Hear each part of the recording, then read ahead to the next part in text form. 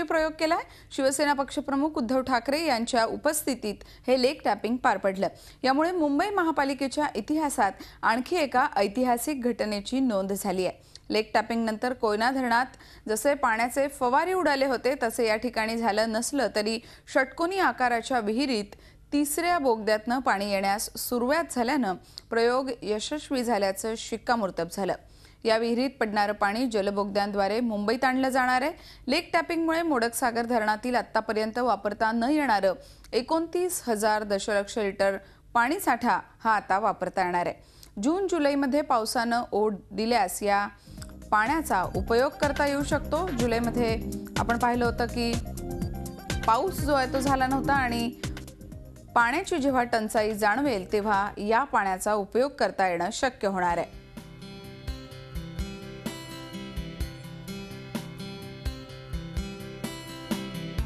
संपूर्ण देशातली कदाचित ही एकमेव महापालिका आहे जिने स्वतःच्या नागरिकांसाठी स्वतः धरण बांधून लेक टॅपिंग सारखा सुद्धा हा प्रचंड किचकट प्रयोग हा यशस्वी केलेला आहे। मध्य वैतरणा प्रकल्पाचा हा एक भाग आहे।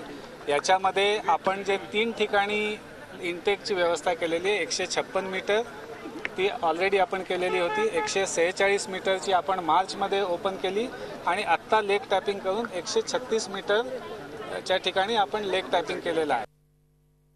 लेक टॅपिंगचा हा प्रयोग मुंबई महापालिकेने यशस्वी करून दाखवलाय आणि याच ठिकाणून याचा आढावा घेतलाय आपले प्रतिनिधी कृष्णात पाटील यांनी। महापालिकेने मोडकसागर धरणातील लेक टॅपिंगचा प्रयोग जो आहे तो यशस्वी केलेला आहे।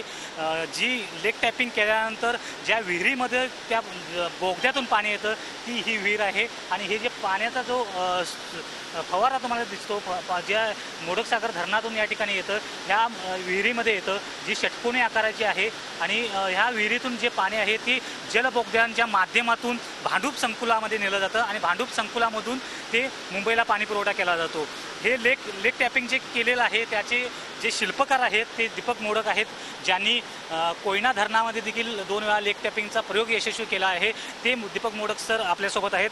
सर, कोयना धरणाच्या तुलनेत इथला जो पेपर होता तो सोपा होता की अवघड होता?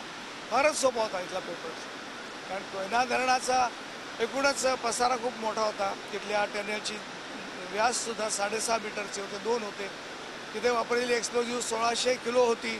तिथला डायमीटर 3 मीटर आहे आणि आपण हार्डली 200 किलो स्फोटकं वापरली। लेक टॅपिंग करण्यामध्ये किती आव्हानं होती आणि कशा पद्धतीनं ही सर्व प्रोसेस पार पाडली? आव्हान एकच होतं की पहिल्यांदा जे आपल्या टनेलची 136 मीटर लांबी खोदून झाली होती ती बरीच वरच्या पातळीवरती ती खालच्या पातळीवर नेणं, उतार देऊन आणि यू शेप देऊन पुन्हा वर येणं हे एक आव्हान होतं आणि 3 मीटर टनेलच्या व्यासाच्या मध्येच आपल्याला हे सगळं काम करणं ही अडचणीची बाब होती आणि तिथे मोठी मशिनरी जाऊ शकत नाही, छोट्या मशिनरीनेच आपल्याला काम करावं लागतं आणि त्यामुळे हे सगळंच जिकिरीचं काम होतं। म्हणजे जागेची कमतरता हा एक मोठा अडचणीचा भाग होता।